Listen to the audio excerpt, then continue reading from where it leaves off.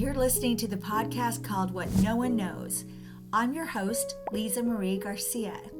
Please join us as I talk with some of the most important influencers, from entrepreneurs to C-suites to founders to venture capitalists. You will want to know their answer to the question, what no one knows.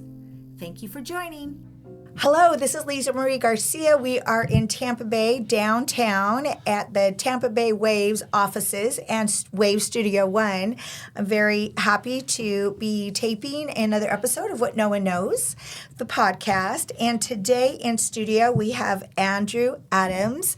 And we've actually been chatting a little before the interview, so hopefully we have some words left. We've been saying a lot of words, but I'm very happy that you're here, and I'm excited for our conversation. Thank you for being here.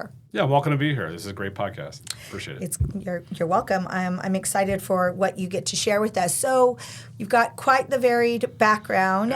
We talked through that from where you grew up to where you worked professionally, and then you've been in Tampa Bay area about 15 years now.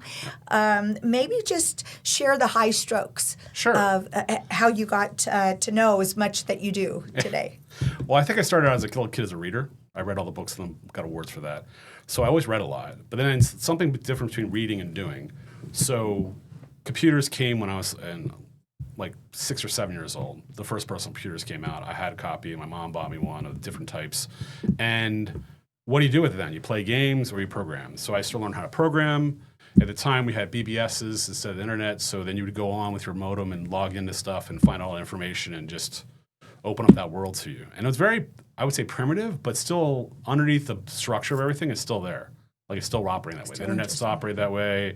The servers are still, everything's related. So it's kind of like, I worked during high school for a Wawa Corporation at their headquarters on accounts payable, accounts receivable, in the real estate market. And that kind of like gave me a real job while I was in high school, like answering to people that had their MBAs and trying to figure out how to get from a mainframe to a PC and make it work. And there was no manuals, like there was no internet to Google. There was no YouTube just to watch and figure it out. No, just figure it out. And that was a very scary process. But it also taught me at that time, like, do everything methodically, start from the beginning, don't skip a step, and just go through the process and take notes and go forward.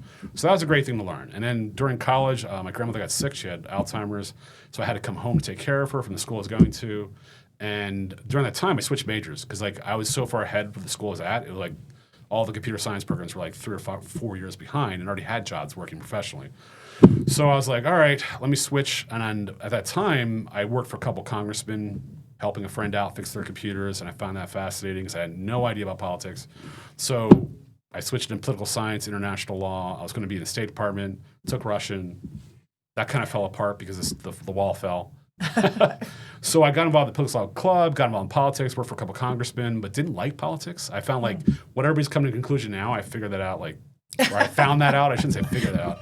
I found that out. 40 years before, huh? Yeah, many years before. So it was just like I got out of it, and one of my former clients was a company called Tenacious Pipeline, which was Duke Energy, bought them out, and I became a legal environmental compliance person for them, where I'd buy, purchase lands, do courthouse research, understand all the FERC law, all the OSHA law, deal with all the like $50 million pipeline construction, which fascinated me because like I was like, wow, I understand about utilities and how this worked. And at the time they were saying, hey, this is for natural gas, but maybe sometime in the future it'll be for hydrogen.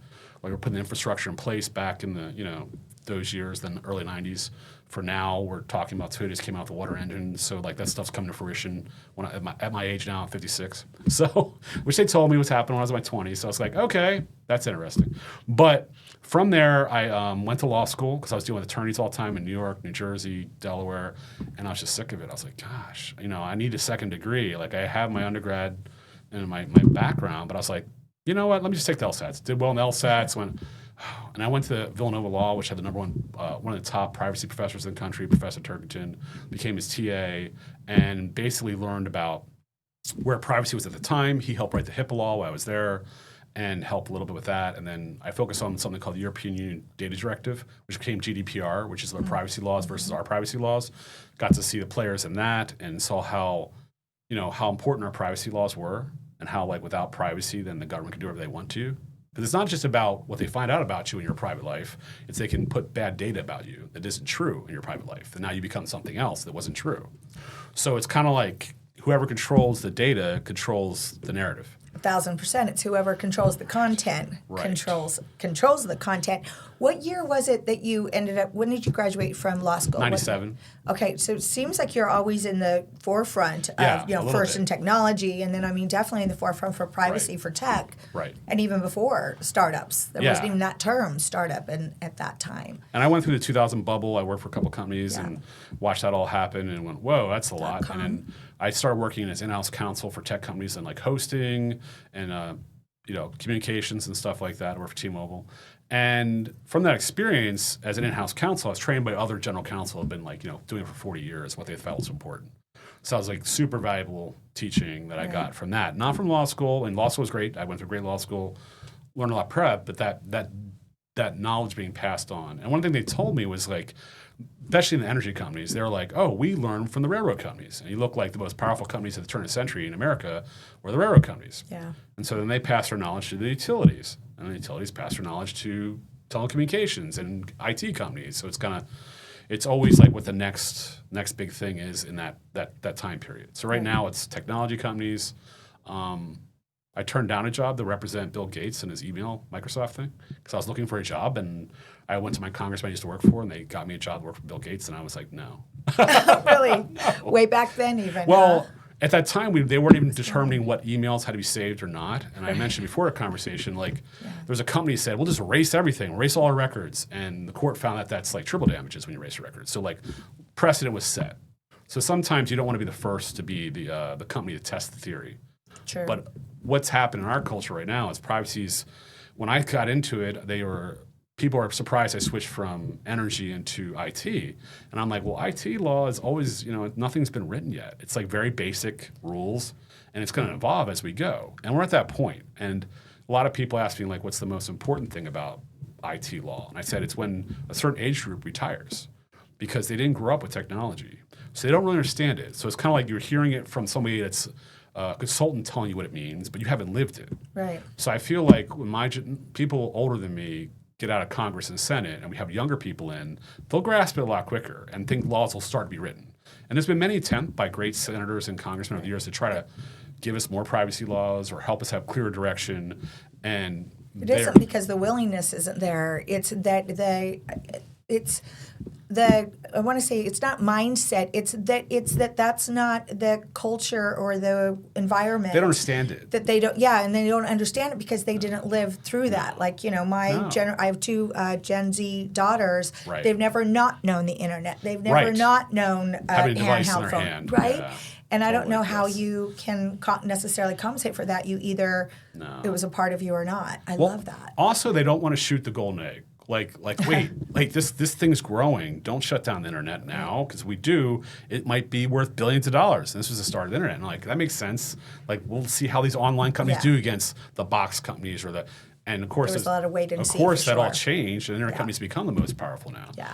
So now it's kind of like, okay, now we let the baby grow. How do we make them mature enough to understand that they're going to have problems? And just today, Google just announced all the censorship they're doing, right? And it's kind of like you, as a telecommunications company, as a communications company, or social media company, you can't be beholden to the government. You have to be beholden to the customers. Right. Because the customers actually vote for the government. Right. Right? And they switch people in and out. The pendulum swings back and forth, left, right. So you have to do what's fair for both sides and be neutral. But they never do, because they are, there's something called K Street in D.C., if people don't know about that. It's a bunch of lobbyists, and you hire them to say, oh my gosh, don't pass that law, that'll cost us billions of dollars, because that's not a smart thing to do, and you hire these people. But then once you hire them for that one thing that was good, you're like, oh, we can do this, we can do that. That's okay, you don't have to, no, we're not a monopoly, we're not so it's just all this stuff doesn't happen, and like I said, these older people don't understand technology enough to know when they're being lied to or manipulated, it's right? convoluted. And it goes both ways, because I think a lot of the time the government comes in and does stuff they shouldn't do either. So I haven't found one thing the government does as efficient as the private sector, but I don't trust the government. Really? Right. I can't believe you can say that. Let's come back to the wave. Right, okay, no one enough does. said No one, there. that's in our American society. And we're not going to date the podcast, so I'm going to tell you the date today. No. So, let's thank you for sharing your vast background and experience and expertise and that. So how you lend that to the Wave is something that's called the advisor-mentor role. And I am maybe a mini because I've only been maybe 3 years, but you've been kind of share with the folks, what you do. And it's such a, volunteer effort, time, skills, talents, monetary and such. Share it with them. Yeah, as far as the perspective I have is how to help people get to what they want to do. And a lot of times you're like, hey, I want to do this, but they're not sure which step they're at. And what I've experienced in my career is small companies and large corporations, mid-sized companies. I've helped grow companies from 30 people to a couple thousand. I've also come into where bureaucracy is entrenched and you've got to get things moving again because now it's just a big corporation and no one, if you do anything, you might get your head chopped off, so no one does anything. Right. And they don't share information and all that stuff happens. So I've seen all different aspects. So a lot of time here at the Wave, we're helping people grow from a small staff to a certain profit margin or even an idea. They have a great idea and we've helped those companies too. But it's what are they missing? Are they missing accountants? Are they missing financial help? Are they missing graphic designers? Are they missing expertise in their message? And so that's kind of trying to identify what they're missing and also what could help them. So part of my job, I've been in the C-suite with a lot of tech people for the last 25 years. So I've sat, and I've been a programmer myself. So I've always been put myself in that shoe too. Right, you can speak the language. Speak the language, but also understand where they're coming from. Yeah. But also interpret the laws or the contracts or the relationship they need to get to the next level. Right. And that's what I've helped out with. So I've kind of helped out with that. And a lot of times it's not me knowing something right, but going, oh, you know what? Bill knows that. Let me go. You need to go talk to Bill. Forget everybody else we're talking to today. Go see Bill. And they'll go meet Bill and wow, that's all they needed. But they would never got there. So it's kind of part of it is knowing the organization and then knowing who to turn them to. And other times it's just saying you have to spend money in marketing. Because a lot of tech companies never want to do that. No, well, a lot of business owners don't want to do that. Because it's a black hole, they think. Yeah, if you don't do it, your name's never out there. Yeah, for sure. And I think part of being a good mentor is understanding what they need and knowing, and then as long as I can understand it and I can say, okay, this is not what I can answer, but I understand what you're saying, let's connect you with someone else. Let's get you the answers you need. Yes, exactly. And you don't know you need this even, but write this down and see this person. And that's kind of been what I've seen as my most impactful things over the years. Is I can help them with their contracts, their terms of service. I can help them with all their, anything they need as far as technical writing for the legal aspect of it. But a lot of times, what's missing from that relationship is it's kind of a transactional relationship. Oh, he came in, he's the attorney, he gave me these goods, terms of service. I'm so a lot of times if I see they need more than just that, I'm there's all these law firms here I recommend them to, and saying, here's a patent attorney, the expertise on that, and here's intellectual property on this, and this one has a good business sense, or you're involved in litigation, you don't know it, but this field, you need the help here, or you need someone with healthcare background, or so it isn't just a simple let me help these people one time. It's more oh, I could help you, but instead I'll introduce you to Sue, who does this 24/7, and you need that relationship because it's not going to be a one-time thing. Yes. So I do that a lot too. So over the years, then you've worked with a lot of the cohorts, right? Oh, yeah. So we talk about how the Tampa Bay Wave has, actually tonight has FinTech. Yep. They've had Latin Tech, they've had Health Tech, they've had Tech X. Yep. What has been one of your, as you think back, what have been some of your more favorite cohort groups, or maybe even a favorite, a startup that you worked with? Oh gosh, there's a lot. I remember there was a company called, I think, Leapfrog. They were a brewery software as a service. It was one of the first things I went to with the Wave. Okay. And they were sponsoring the Wave meeting, and they had beer everywhere. And I'm you liked it because of the beer? At CEO Book Publishing, we don't just publish books. We build platforms of influence. We understand that a powerful book begins with expert writing, flawless editing, and unshakable promotion strategy. But what truly sets us apart? Promotion, visibility, authority. Our team doesn't stop at publication. We elevate authors. Media features, podcast bookings, bestseller strategy, and brand amplification. We do it all. If you're ready to publish a book that turns heads, opens doors, and positions you as the authority, don't settle for average. Choose the publisher that produces impact. Choose CEO Book Publishing. No, really? no, I'm joking, it was I'm the opposite because I was like, oh, great, liability. But no, it was just funny because it was like this was a totally different tech startup scene than what I saw in Boston, right?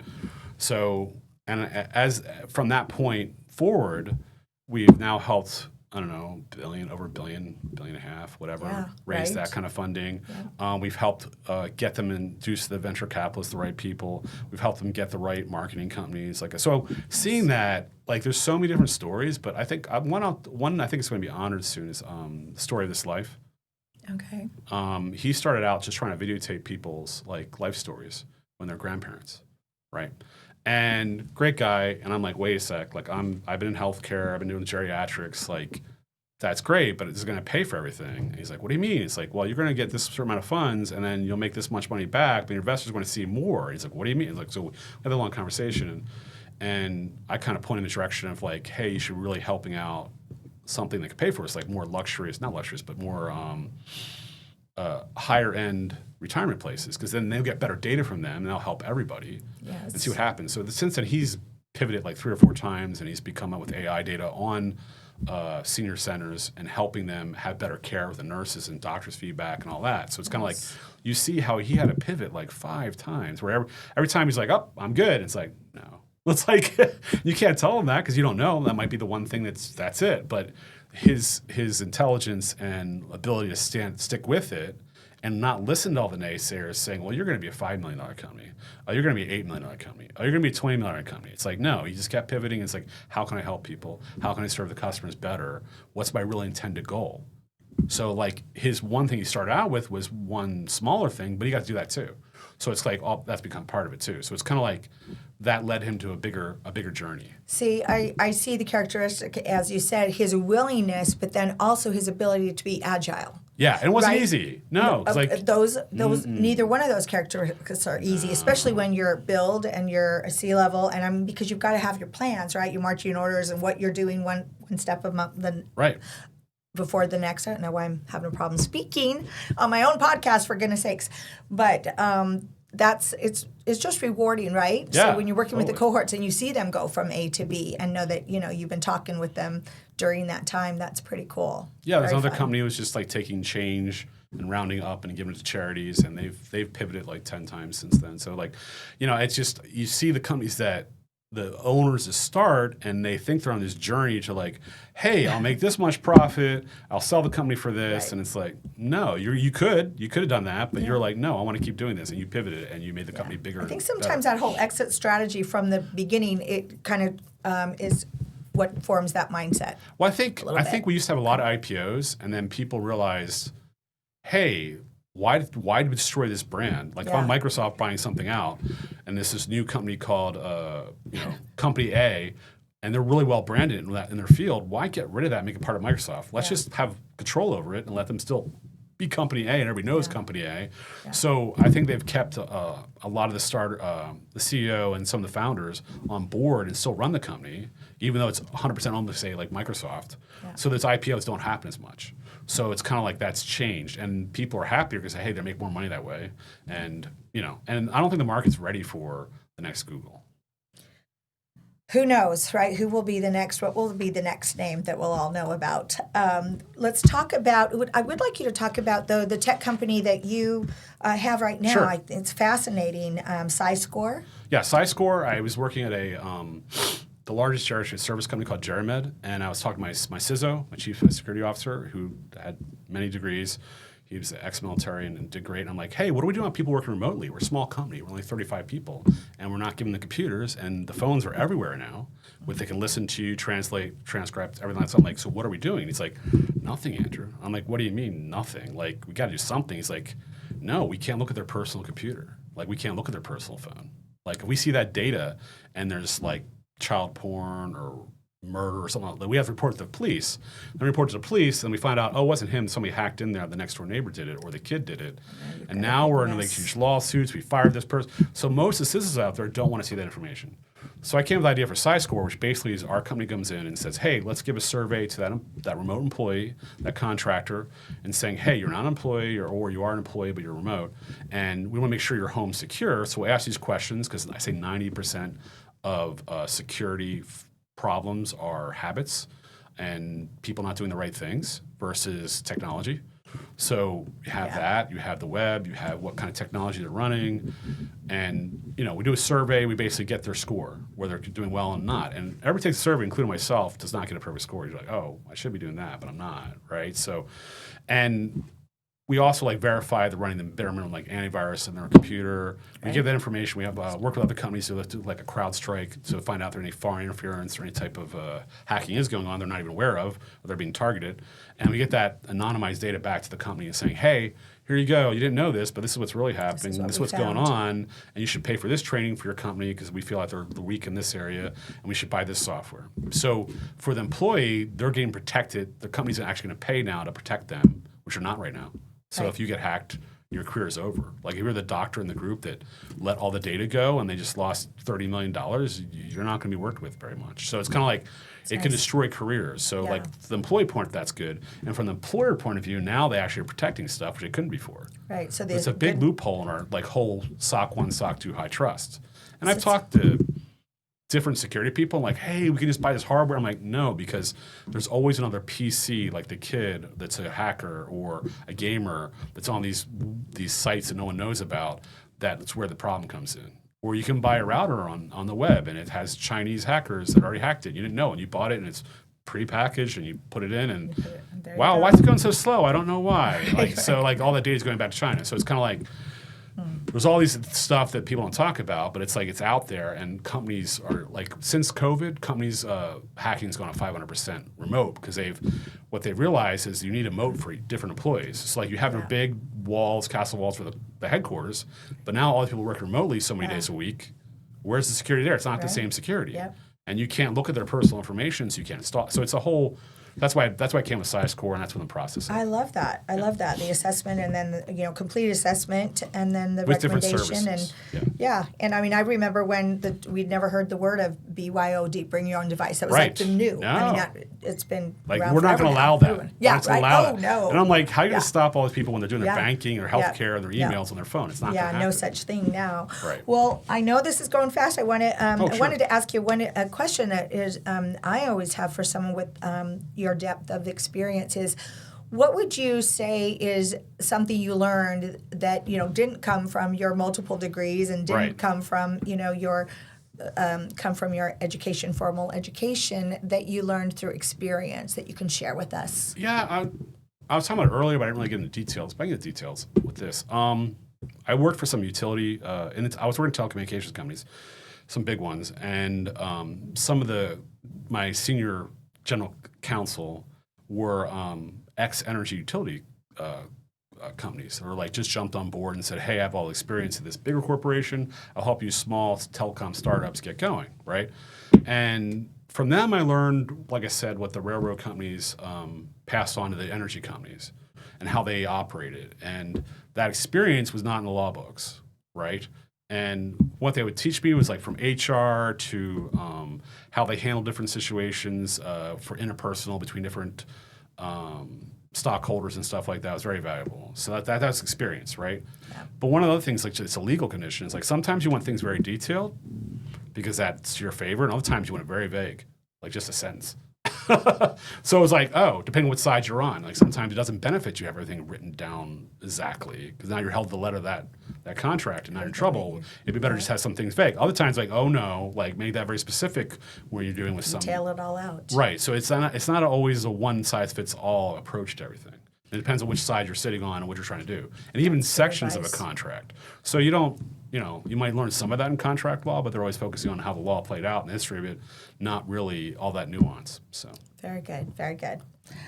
All right. Well, I appreciated you in here for sure, and we're going to end with our question that we ask all the guests that goes with the title of our podcast. The title of What No One Knows. What can you share that very few people, if any, does not know? So share with us what no one knows. A lot of things I can't talk about. Yeah. And we're over. No, just kidding. Right, but try to find one. No, one I mentioned earlier was something that I've seen legally, as an expert on online contracts and stuff like that. I'm just experiencing and writing contracts for Google when they first came out, and just seeing the interpretation of that. Is the words what negligence means, right? And what I mentioned before is like, I think in a society, safety trumps everything, right? So safety is foremost. Without citizen safety, we can't have citizenship, right? So when we're looking at policies, if it's not doing the best to keep our citizens safe, it's not good, right?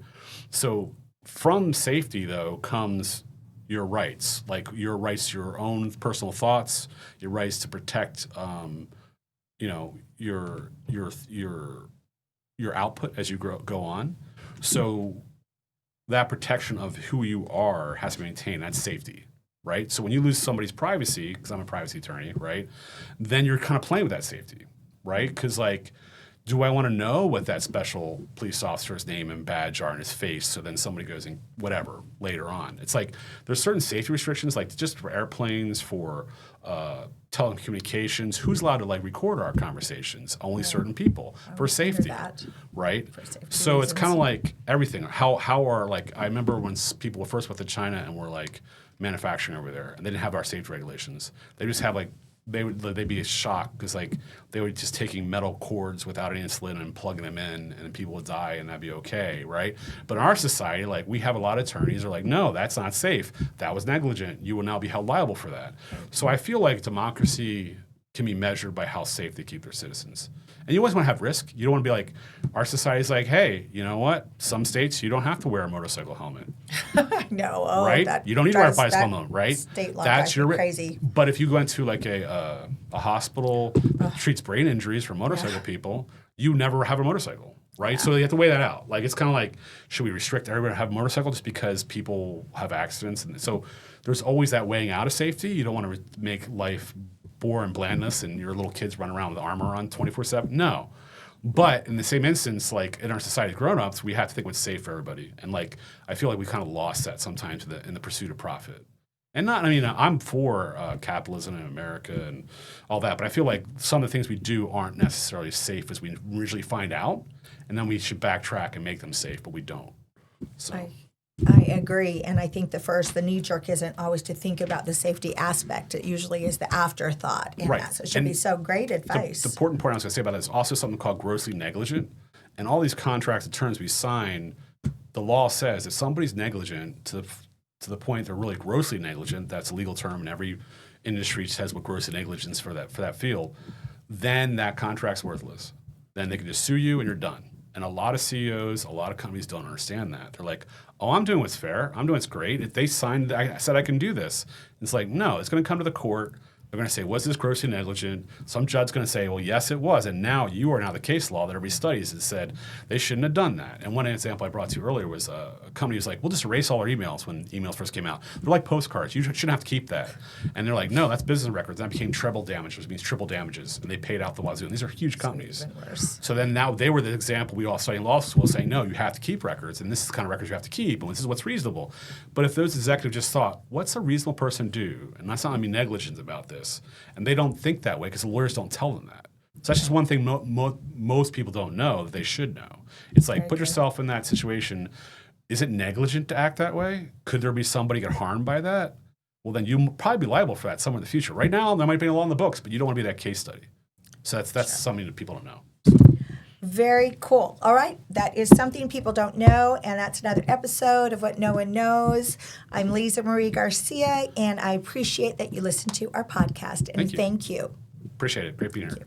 Thank you for listening to our show, What No One Knows. If you'd like more information regarding our guests, it's in the description below, as well as if you'd like to work with our publishing and promotion team, that you can also find in the links.